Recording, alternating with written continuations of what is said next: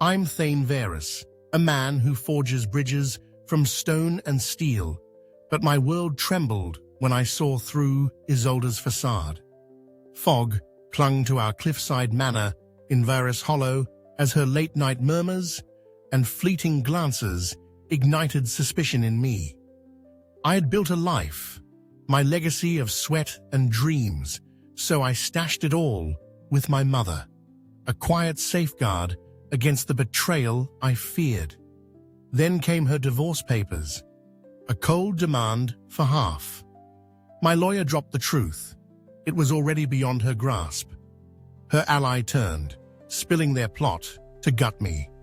She fell, stripped and shunned, while I stood firm. Later, her note confessed she'd been trapped, a coerced pawn. I burned it, unshackled. How did I rise from those ashes, step into my tale, and find out?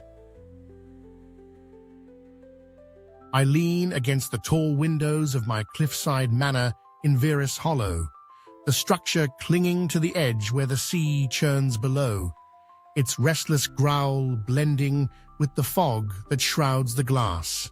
I'm Thane Veyris, 41, a structural savant who wrestles steel into bridges that stand against the gales, and with that same resolve, I've built a life with Isolde Krenn. We collided 12 years ago, her laughter a spark that set my nights ablaze. But now that fire's dwindled to a faint, brittle glow. Last night, she lingered over my ledger, her smile too tight as she asked about the new bridge's profits, her voice casual but her eyes sharp. I catch her murmuring into her phone at odd hours, fingers shielding it like a prize, and her galas drag past midnight, excuses piling up as she brushes off my questions. When I reach for her, she pulls back, a flicker of unease in her gaze before she masks it.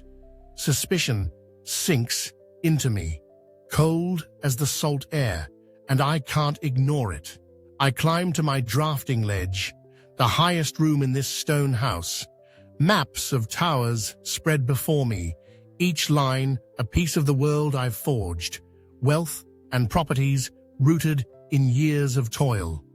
My breath catches as I trace them, recalling how she pressed me about their worth just last week, her tone too light for the weight of her words. I've balanced loads and stresses my whole career, trusted my instincts to spot a crack before it splits, and now they're roaring, warning me she's measuring my life to break it. The sea's pulse quickens below, echoing the thud in my chest, and I know something's shifting, a fault line I can't yet see. I built this, every beam, every coin, and the thought of her unraveling it twists my gut. I don't have proof, not yet, but I've learned to trust the tremble in a frame before it falls. And this feels the same. My hands grip the table's edge, knuckles whitening, and I swear to myself, I won't let her topple what's mine, not without a stand. The fog thickens outside, swallowing the cliffs, and I settle into the quiet, watching, waiting, ready to brace against whatever she's hiding. I wake with suspicion still gnawing at my chest, a splinter I can't shake, and by noon it's burrowing deeper, pushing me to protect what I've forged. I won't stand by while Isolde unravels my life, my wealth, my peace, so I saddle my horse and take a short ride through Vyris Hollow's fog, the cliffs blurring as I reach Thyme Woods.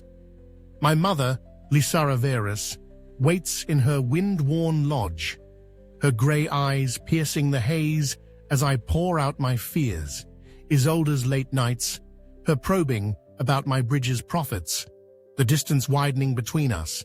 She listens, hands steady on her kettle, then pins me with a gaze that's seen me through storms worse than this, and says, "Trust is a tether, Thane. Cut it before it binds you." Her words land hard, a cornerstone locking into place. And I know she's right. I've braced spans against collapse before, and this is no different. I ride back to my atelier atop the bluffs, the sea churning below like a restless beast, and call for Joran, my solicitor, a wiry man who knows my ledgers inside out. I lay it bare, my voice steady, maps of my empire spread across the table, properties, investments, the lifeblood I've poured into Vyris Hollow. He raises an eyebrow, then nods, ink scratching as we shift it all to Lysara's name. Every deed, every coin, a silent move cloaked by the fog. My hands falter as I sign, guilt coiling in my gut, like a knot I can't untie, because this feels like I'm the one stepping away first, like I'm breaking us before she can. I pause, staring at the ink, then relief seeps in, slow and cool as the tide, a lock clicking shut, a burden easing, because if Isolde's scheming, she'll grasp at shadows. Joran slips out, and I sit alone, lamplight dancing over my designs, my fingers tracing a bridge's curve, its strength in its quiet arc. I have shifted loads to save structures my whole life, and now I've done it for myself, a choice as solid as the cliffs beneath me. The sea's roar fades to a murmur outside, a pulse against the bluffs, and my breath steadies, the first calm I've felt in weeks. I don't know Isolde's next play, not yet, but I've set mine, a brace against the storm I sense gathering, a vow to hold what's mine no matter what comes. I sit at the long table in our great hall, the iron chandelier casting jagged shadows across the stone, its lone flame wavering as Isolde steps closer, her heels clicking like a hammer on steel. She slides divorce papers toward me, her voice cutting through the stillness. "We've outgrown each other, Thane." And she adds, "I want half. It's fair after all I've done, selling your designs at my galas." My pulse slams against my ribs, a heavy thud, because this is the break I've dreaded, her claim on my bridges, my years of sweat, striking like a fracture in a beam. I keep my hands still, meeting her gaze, and nod to Joran, who stands in the corner, his wiry frame coiled with intent. He steps forward, a faint smirk tugging his lips, and says, "Sorry, Isolde. Those assets moved to Lysara's name weeks ago, all legal, all beyond your grasp." I watch her face, that polished mask, splinter, her eyes flaring wide, then narrowing as shock melts into fury, her fingers digging into the table. She snaps, "You can't. I earned that too." But Joran's papers hush her, deeds I signed in the atelier's glow, and I feel the room tilt, her rage a storm, my relief a steady anchor. Hours later, in my eyrie, the seas growl, a low hum beneath the cliffs. The tracker I'd set on Isolde days ago, Zinara Kale, slips in, her voice hushed, her words a spark. She's been plotting with Gavrex Torin, a magnate with a silver tongue, rigging this divorce to drain you. I stare at her, the threads weaving tight, her late nights, her prophet questions, her flinches, all stitched into his scheme, and my chest tightens, a knot I breathe through, then feel betrayal's slow burn. Zinara's dark eyes hold mine, unblinking, and she murmurs, "They thought you'd miss it, but I didn't. I sensed it, braced for it." The sea churns outside, a restless echo of the fire in me, and I clench my fists, the sting of her deceit sharp but not breaking, because my empire stands, my footing sure. She aimed to split me open, take what I had built, but I moved first, and as Zinara fades into the shadows, I stand at the window, fog curling against the glass like a shroud. I've held the line, weathered this first quake, my relief mingling with the ache of her betrayal. And I know it's not done. Not yet, but I'm ready, my resolve hardening like stone against the tide. The chandelier's echo fades in my mind, replaced by the sea's pulse, and I square my shoulders, prepared for whatever she or he throws next, because I've seen the crack, and I won't let it widen. I stand in Vyris Hollow's tribunal days later, its stone walls looming cold as Gavrex Torin's voice cuts through, confessing their affair, their plot to gut my empire. His words rushed, facing his own ruin, now that the magistrate's gaze turns on him. I watch Isolde across the chamber, her face pinched, her eyes blazing, then fading as he unravels it. How they'd schemed to carve up my wealth while I slept. And the gavel falls, stripping her bare, no claim, no coin. Her silence swallows her fury, and I feel it, a load sliding off my shoulders, the tether I'd cut in the atelier standing strong. Days pass before I settle into my eyrie above the tides, and I ride home that first night. The seas hum, soothing me as I leave her ruin behind. I sketch spans over tea, my hands firm on the pencil, my mind charting new paths instead of old scars.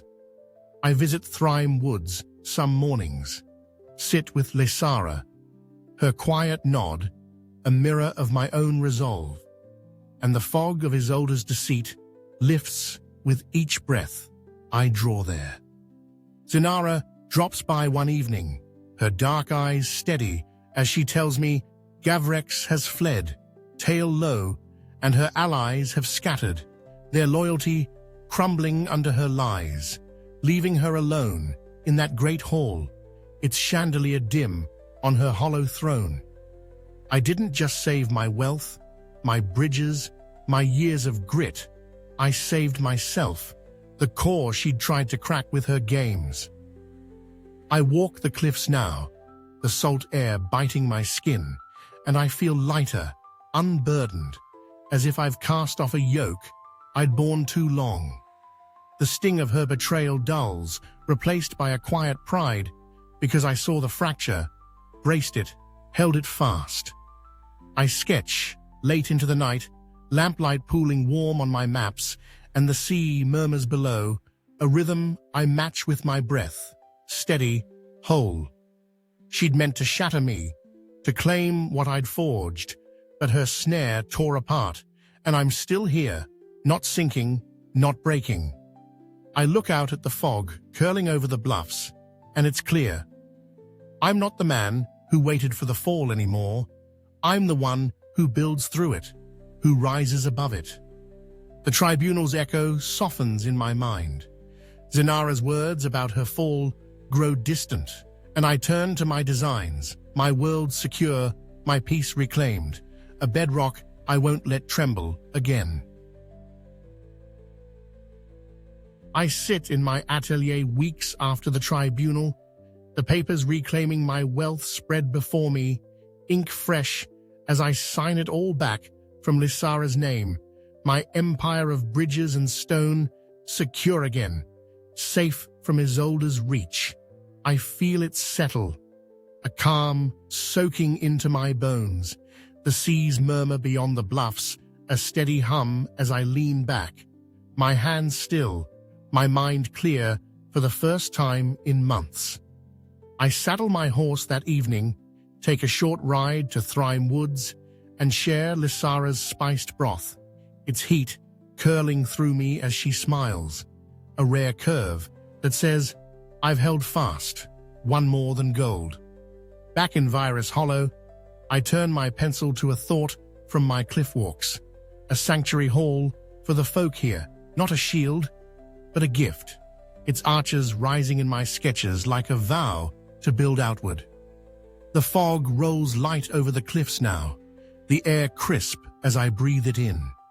Peace settling over me like a cloak, because I'm not just whole, I'm free, unburdened by her schemes. Zinara Kale stops by one afternoon, her dark eyes glinting as she drops a report. Gavrex gone, Isolde a shadow, and we linger, talking spans and shadows over tea, her wit, sharp since our first talk, stirring a spark in me, her laugh low, a sound I don't push away. I tell her about the hall, how its beams will carry hope, not just weight.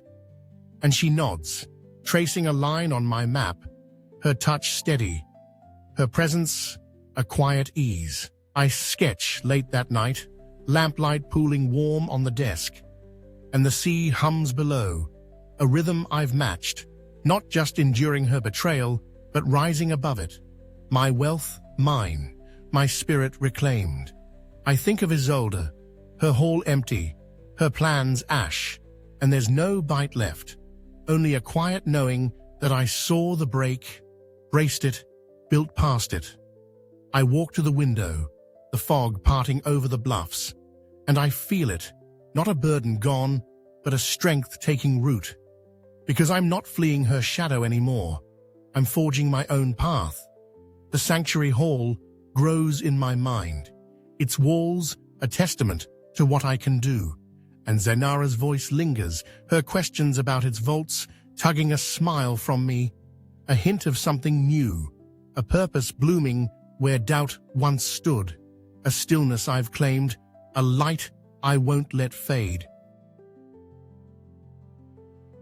I stand in the near-finished sanctuary hall one stormy night, checking the beams hold as rain lashes the unfinished roof, its patter sharp against the wood, while thunder rumbles over Vyris Hollow, the air heavy with wet stone and earth. I run my fingers along the arches, their strength a quiet anchor, when a courier slips in, his cloak dripping as he hands me a note from Isolde, sent through her last counsel, her script trembling on the page. I unfold it, my breath hitching, and read her plea. Gavrex trapped me, Thane, twisted me with threats on my debts into his scheme. I never meant this, begging pity from the ruin she's sunk to. I stare at the words, ink smudging in the damp, and a knot grips my chest, not fury, but a pang of sorrow, for the woman whose laughter once lit my nights, now a ghost lost to years of drift. I breathe through it, the storm's roar pressing close, and see her reach, a frail hand for my mercy. But I've hauled her burden too long, felt every fracture she carved. My hands tighten on the note, paper crinkling, and I walk to the brazier, its embers pulsing in the hall's shadowed core.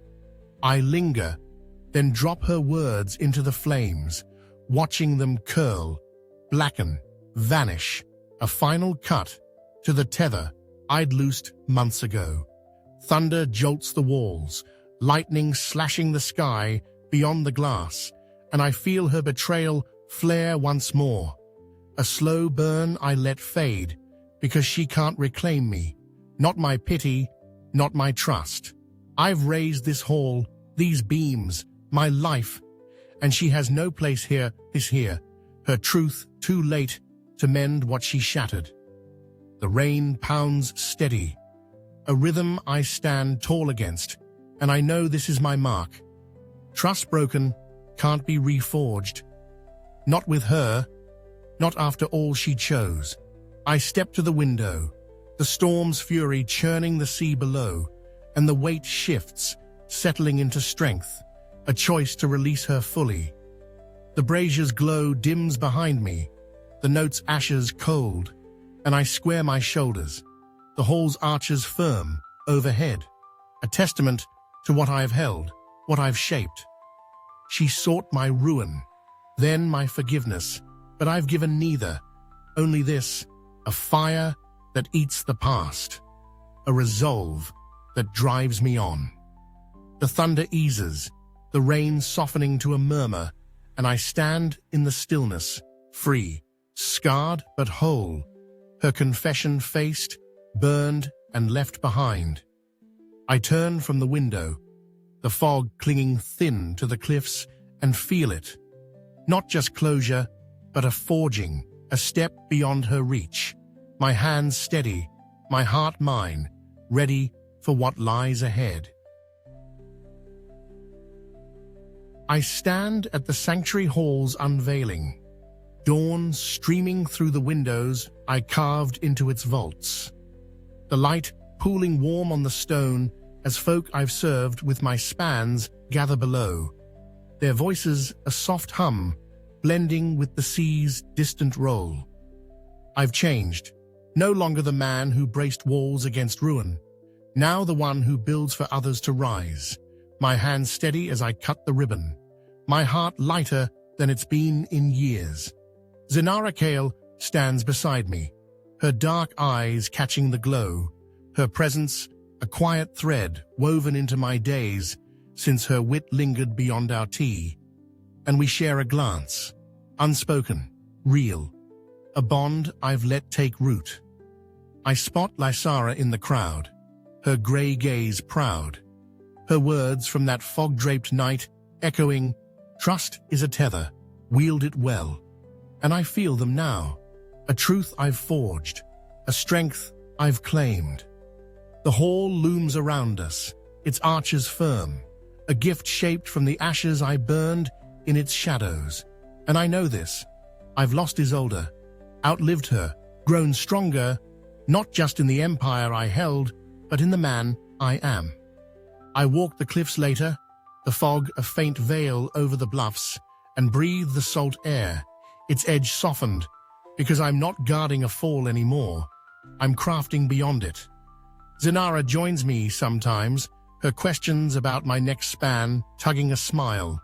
And I see it. Trust isn't a load to shoulder alone. It's a choice I make wisely, starting with myself.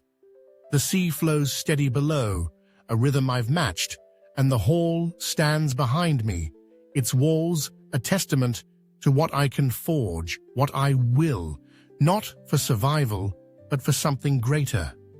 I think of Isolde's note, its ashes long swept away. And there's no tug left, only a calm certainty.